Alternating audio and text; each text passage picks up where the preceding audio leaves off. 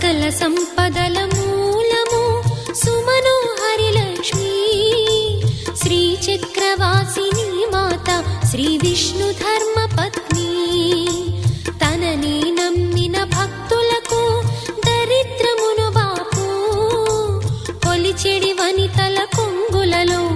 బంగారము నింపు అష్టలక్ష్ముల రూపున అవతారం దాల్చినది కష్టములను తొలగించగా భూమిలో వెలసినది లక్ష్మీదేవి కథా శ్రీ లక్ష్మీదేవి కథా లక్ష్మీదేవి కథా శ్రీ లక్ష్మీదేవి కథా